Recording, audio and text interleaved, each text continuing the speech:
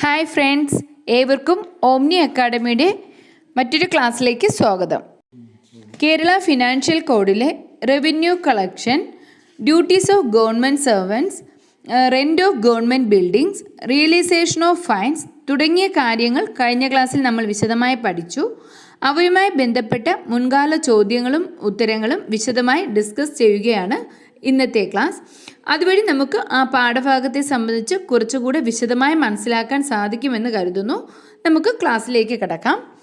അതിനു മുൻപായി ഞങ്ങളോട് സഹകരിച്ചു കൊണ്ടിരിക്കുന്ന സുഹൃത്തുക്കൾക്ക് ഏവർക്കും നന്ദി അറിയിക്കുന്നു. നിങ്ങളുടെ സുഹൃത്തുക്കൾക്കും ഈ ക്ലാസ്സുകൾ നിങ്ങൾ പരിചയപ്പെടുത്തുമെന്ന് ഞങ്ങൾ പ്രതീക്ഷിക്കുന്നു. അതുപോലെ നിങ്ങളുടെ അഭിപ്രായങ്ങളും സംശയങ്ങളും നിർദ്ദേശങ്ങളുമൊക്കെ കമൻറ്റുകളായി രേഖപ്പെടുത്തുക. ക്ലാസ്സുകൾ നിങ്ങൾക്ക് പ്രയോജനപ്പെട്ടാൽ ലൈക്ക് ചെയ്യുക. നമുക്ക് ക്ലാസ്സിലേക്ക് കടക്കാം. First question, each court maintain two remittance books, one with the heading Courts of Law and the other with the heading Dash. Option A payments, option B fine, option C stamps and option D accounts. നമ്മൾ കഴിഞ്ഞ ക്ലാസ്സിൽ പഠിച്ചതാണ്. കോടതികളിൽ രണ്ടു തരത്തിലുള്ള remittance ബുക്കുകളാണ് maintain ചെയ്യുന്നത്. അതിൽ ഒന്ന് കോർട്ട് ഓഫ് ലോ എന്ന റെമിറ്റൻസ് ബുക്കാണ്. അതിൽ സിവിൽ ക്രിമിനൽ വിഭാഗത്തിൽപ്പെട്ട ഫൈനുകൾ, ഫീസുകൾ, കോടതി ഈടാക്കുന്ന മറ്റിനങ്ങൾ എന്നിവ ഉൾക്കൊള്ളുന്നതാണ് അത്. രണ്ടാമത്തേത് സ്റ്റാമ്പ് എന്ന ഹെഡിങ്ങുള്ള റെമിറ്റൻസ് ബുക്കാണ്. അതിൽ പെനാൽറ്റികൾ, സ്റ്റാമ്പ് ഡ്യൂട്ടിയിലെ കുറവുകൾ എന്നിവയാണ് ഉൾക്കൊള്ളിക്കുന്നത്. So here the answer option C, stamps. Next question, when an officer is in charge of collection of government dues and he is in a difficult to remit the money into the treasury in the next day, he can dash. Option A, once in a week on the last working day. Option B, on the next Wednesday. Option C, next month. Option D, on 15th and 30th of every month. കളക്ഷൻ്റെ ചുമതലയുള്ള ഒരു government ഉദ്യോഗസ്ഥന് ചില പ്രത്യേക കാരണങ്ങളാൽ തൊട്ടടുത്ത ദിവസം ട്രഷറിയിൽ cash അടയ്ക്കാൻ കഴിയാതെ വന്നു എങ്കിൽ അടുത്ത എന്നാണ് ആ ക്യാഷ് അടയ്ക്കേണ്ടത് എന്നാണ് ചോദ്യം. റെമിറ്റൻസ് ഓഫ് കളക്ഷൻ പഠിച്ചപ്പോൾ നമ്മൾ പറഞ്ഞു, ഓരോ ദിവസത്തെയും കളക്ഷൻ തൊട്ടടുത്ത ദിവസം തന്നെ ട്രഷറിയിൽ അടയ്ക്കേണ്ടതാണ്. എന്തെങ്കിലും കാരണവശാൽ അതിന് സാധിക്കാതെ വന്നാൽ ആ ആഴ്ചയിലെ ലാസ്റ്റ് വർക്കിംഗ് ഡേയിൽ അടയ്ക്കേണ്ടതാണെന്ന്. So here the answer option A, once in a week on the last working day. Next question, revenue collected in one district for another district shall be remitted and credited in the treasury account of Dash. Option A, the beneficiary district appropriate head of account. Option B, receiving district's appropriate head of account. Option C, suspense head of account and option D, consolidated fund. അതായത് ഒരു ജില്ലയ്ക്ക് വേണ്ടി മറ്റൊരു ജില്ലയിൽ revenue collect ചെയ്യുമ്പോൾ ആ collect ചെയ്യുന്ന cash ഏത് ജില്ലയുടെ അക്കൗണ്ടിലാണ് ക്രെഡിറ്റ് ചെയ്യേണ്ടത് എന്നാണ് ചോദ്യം. നമ്മൾ കഴിഞ്ഞ ക്ലാസ്സിൽ പഠിച്ചു, ഒരു ജില്ലയ്ക്ക് വേണ്ടി മറ്റൊരു ജില്ലയിൽ കളക്ട് ചെയ്ത റവന്യൂ അത് സ്വീകരിക്കുന്ന ജില്ലയുടെ അക്കൗണ്ടിലാണ് ക്രെഡിറ്റ് ചെയ്യേണ്ടതെന്ന്.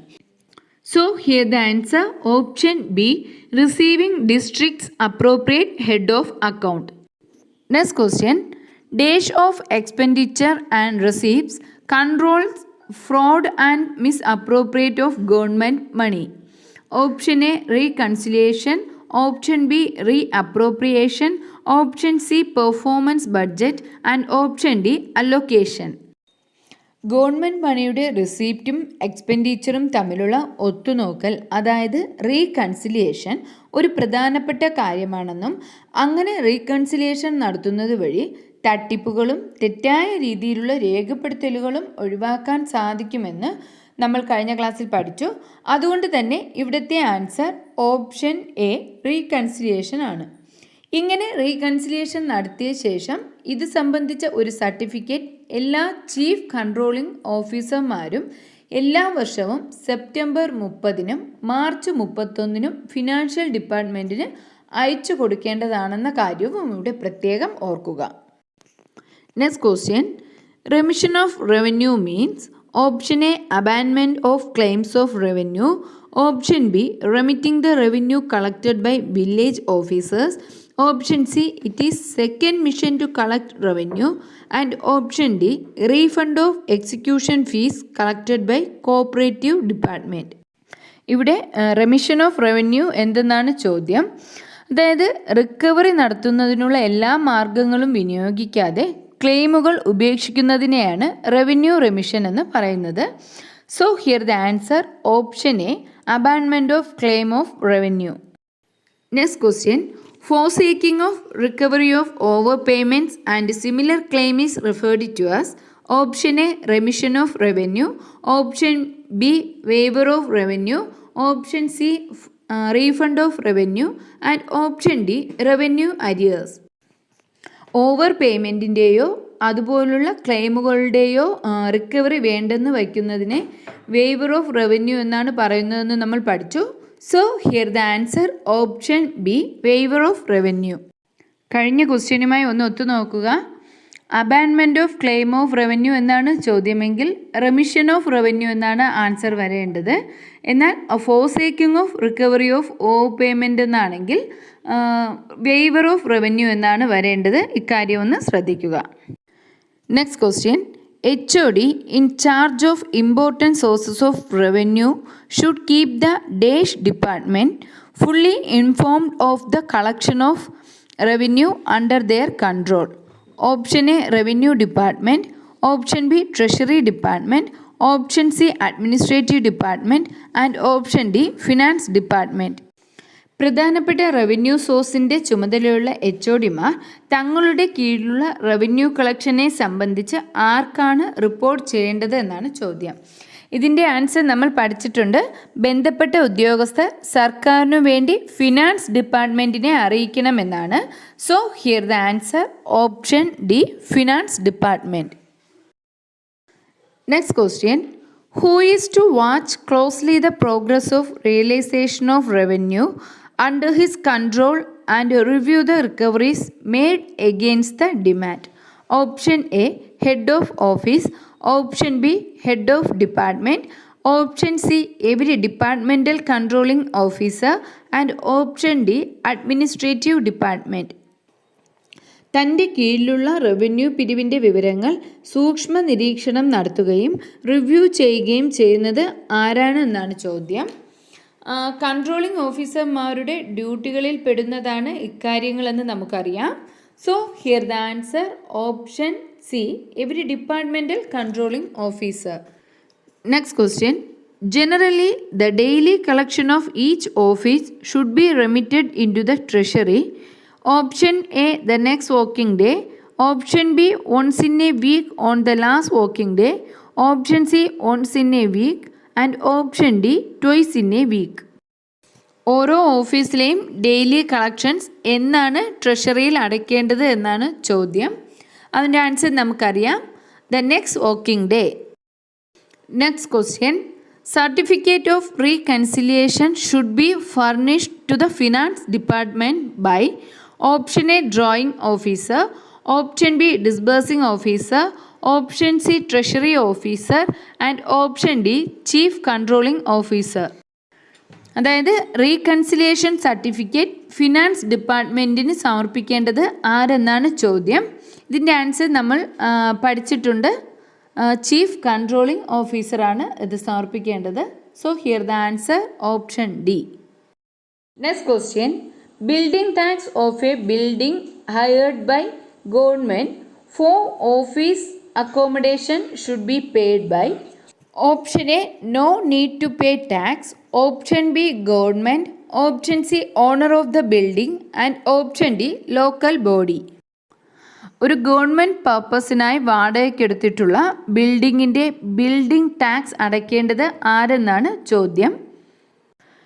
ഇങ്ങനെ ഗവൺമെൻറ് ആവശ്യങ്ങൾക്കായി വാടകയ്ക്കെടുക്കുന്ന ബിൽഡിങ്ങിൻ്റെ ബിൽഡിംഗ് ടാക്സ്, മുനിസിപ്പൽ ടാക്സ് എന്നിവയൊക്കെ ആ ബിൽഡിങ്ങിൻ്റെ ഓണർ തന്നെയാണ് അടയ്ക്കേണ്ടതെന്ന് കഴിഞ്ഞ ക്ലാസ്സിൽ നമ്മൾ പഠിച്ചു.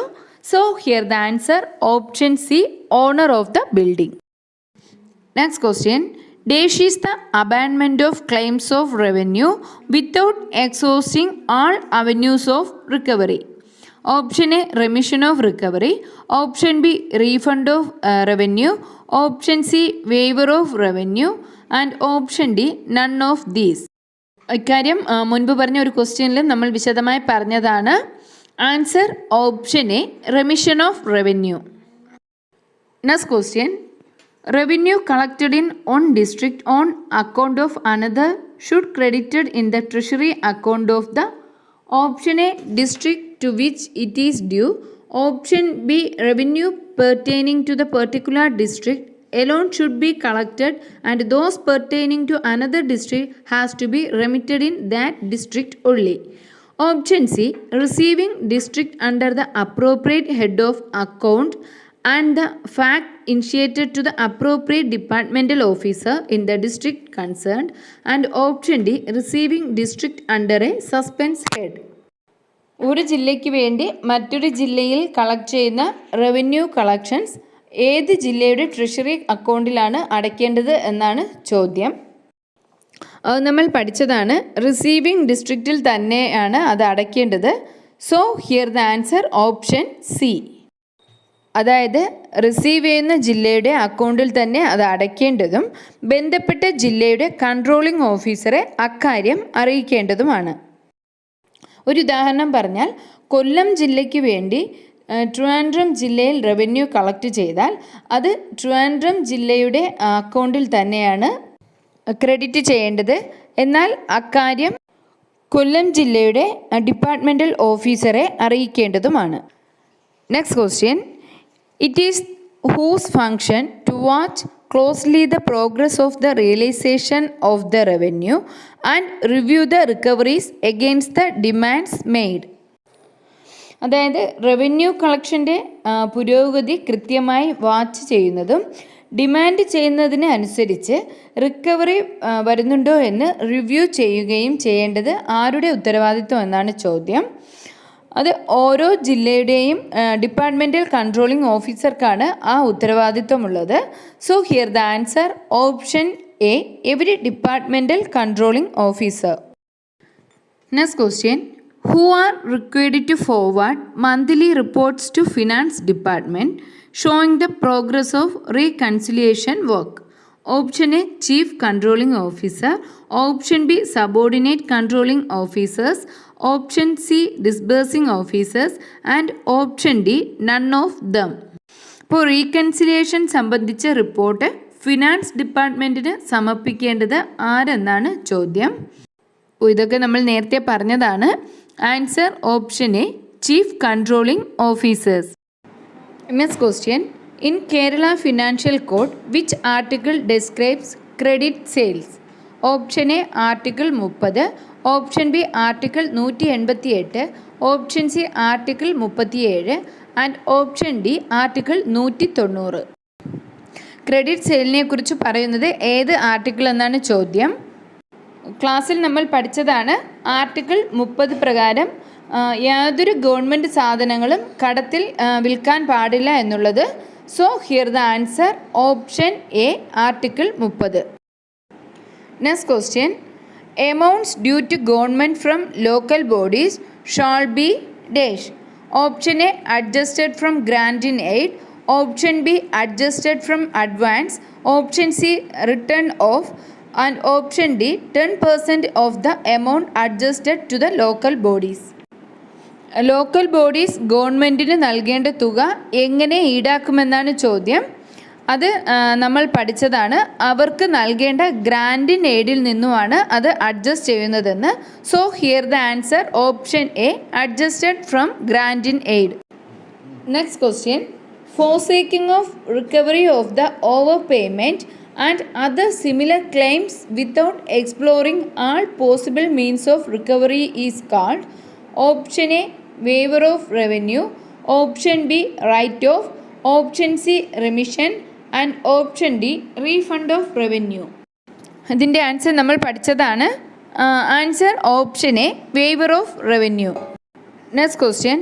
The cost price of a government publication is rupees 200 As a general rule, selling price is dash. 200 രൂപ ഉൽപ്പാദന വിലയായ ഒരു ഗവൺമെൻറ് പബ്ലിക്കേഷൻ്റെ സെല്ലിംഗ് പ്രൈസ് എത്രയെന്നാണ് ചോദ്യം. ഇത് നമ്മൾ പഠിച്ചിട്ടുണ്ട്. ഉൽപ്പാദന വിലയുടെ കൂടെ 50% കൂടെ കൂട്ടിയാണ് സെല്ലിംഗ് പ്രൈസ് നിശ്ചയിക്കുന്നതെന്ന്. ഇവിടെ 200 രൂപയാണ് ഉൽപ്പാദന വില, അതിനോടുകൂടെ അതിൻ്റെ 50%-മായ 100 രൂപയും കൂടെ ആഡ് ചെയ്ത് ആണ് സെല്ലിംഗ് പ്രൈസ് നിശ്ചയിക്കുന്നത്. So here the answer option A 300. Next question. When a building belonging to the government is let to a person in receipt of pension, he should be treated as option A person in government service, option B pensioner, option C tenant and option D private person. ഒരു government ബിൽഡിങ്ങിൽ വാടകയ്ക്ക് താമസിക്കുന്ന pension വാങ്ങുന്ന ഒരാളെ എന്തായിട്ട് പരിഗണിക്കുമെന്നാണ് ചോദ്യം. Kerala financial കോഡിൻ്റെ article 20 നമ്മൾ പഠിച്ചിട്ടുള്ളതാണ്. അതുപ്രകാരം പെൻഷൻ വാങ്ങുന്ന ഒരു വ്യക്തിയെ സ്വകാര്യ വ്യക്തിയായിട്ടാണ് പരിഗണിക്കുന്നത്. So here the answer option D private person. Next question. The rent of the residential government building occupied by a government employee shall be option A unchanged from the amount fixed at the time of occupation, option B revised on every financial year beginning, option C revised when the emoluments of the occupant is revised, and option D the same to the next promotion. ഒരു government ബിൽഡിങ്ങിൽ താമസിക്കുന്ന ഒരു ജീവനക്കാരൻ്റെ rent എപ്പോഴാണ് മാറ്റം വരുന്നത് എന്നതാണ് ചോദ്യം. Government ക്വാർട്ടേഴ്സിൽ താമസിക്കുന്ന ഒരു ജീവനക്കാരൻ്റെ ശമ്പളത്തിൽ വ്യത്യാസം വരുമ്പോഴാണ് അയാളുടെ റെൻറ്റും വ്യത്യാസം വരുന്നത് എന്ന് മനസ്സിലാക്കുക. So here the answer option C revised when the emoluments of the occupant is revised. അപ്പോൾ ഇന്നത്തെ ക്ലാസ് കഴിയുകയാണ്. ഈ കഴിഞ്ഞ ക്ലാസ്സിൽ നമ്മൾ പഠിച്ച പാഠഭാഗത്തു നിന്നുമുള്ള ഏകദേശം ക്വസ്റ്റ്യൻസും ഇതിൽ ഉൾപ്പെടുത്തിയിട്ടുണ്ട്. ഈ ക്ലാസ് നിങ്ങൾക്ക് പ്രയോജനപ്പെട്ടു എന്ന് കരുതുന്നു. അതുപോലെ ഇതുവരെയും ചാനൽ സബ്സ്ക്രൈബ് ചെയ്യാത്തവർ സബ്സ്ക്രൈബ് ചെയ്യുക. ഈ ക്ലാസ് നിങ്ങൾക്ക് ഇഷ്ടമായെങ്കിൽ നിങ്ങളുടെ സുഹൃത്തുക്കൾക്ക് ഷെയർ ചെയ്യുക. ഏവർക്കും വിജയാശംസകൾ നേരുന്നു. Thank you.